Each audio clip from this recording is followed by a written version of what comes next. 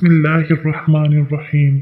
ताहिर साहिब रायबीन से अस्सलामु अलैकुम वरहमतुल्लाहि वबरकातुह। मुझ पर हलाल तुम पर हराम है। दादा अब्बू एक किस्सा सुनाते थे। मोहम्मद बख्श और मोहम्मद हुसैन दो भाई थे। मोहम्मद बख्श इंतहाई गरीब लेकिन खुददार शख्स था। मोहम्मद हुसैन एक अमीर तरीन आदमी था और अहले इलाका में अपना मुकाम रखता था। मोहम्मद बख्श गरीब तो था लेकिन इसके हालात की खबर इसके छोटे भाई हुसैन या इसके किसी भी रिश्तेदार या जानने वाले को नहीं थी। मोहम्मद बख्श बारहा ये जुमला दोहराया करता था, अल्लाह ताला का दिया सब कुछ है मेरे पास, मालिक का बड़ा करम है, एहसान है अल्लाह का कि मुझे हर नेमत से नवाजा है। मोहम्मद हुसैन अपनी बीवी बच्चों के साथ हज की तैयारियां कर रहा था। हुसैन की बीवी ने अपने बेटे को कहा कि ताया अबू के घर जाकर फलां चीज ले आ। बच्चा जब ताया अबू के घर गया तो तमाम घर वाले गोश्त के साथ रोटी खा रहे थे। बच्चे ने अपनी ताई अम्मी से गोश्त मांगा तो ताई अम्मी ने इनकार कर दिया। बच्चे ने जिद की और फिर ताया अबू से कहा, लेकिन इसके ताया मोहम्मद बख्श ने भी सख्ती से इनकार कर दिया। बच्चा रोता हुआ घर गया और अपनी माँ को सारा माजरा बताया।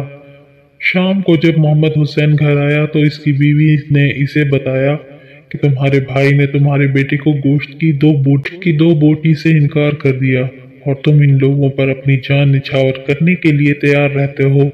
मोहम्मद हुसैन शदीद गुस्से में अपने भाई के घर गया और जाकर मोहम्मद हुसैन को खूब ताने दिए। भाई इतनी भी इंसान की नीयत खराब ना हो कि वो अपने भतीजे को इनकार कर दे। मेरा बेटा कोई भूखा नंगा नहीं है, मैं रोज भी इसे गोश्त खिला सकता हूँ, मगर मुझे आपसे ऐसी उम्मीद नहीं थी।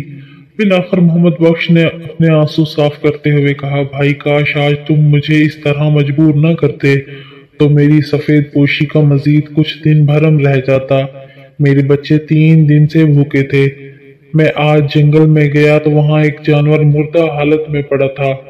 मैं बच्चों की भूख मिटाने के लिए इस जानवर से गोश्त का हिस्सा काट कर लाया था।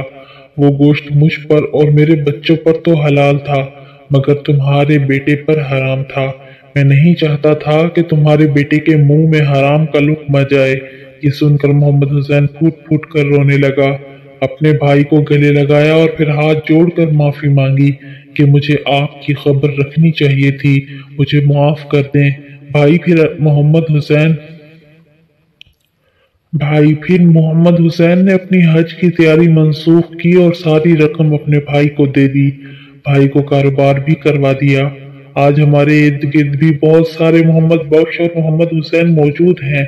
अगर आप मोहम्मद हुसैन हैं तो अपने इर्द गिर्द मौजूद मोहम्मद बख्श का और इसके बच्चों का ख्याल रखें, वरना आपकी नमाज, आपका रोजा, आपका हज और आपकी इबादत किसी काम की नहीं। अगर आपको मेरी वीडियो पसंद आए तो प्लीज़ वीडियो को लाइक करें, शेयर करें।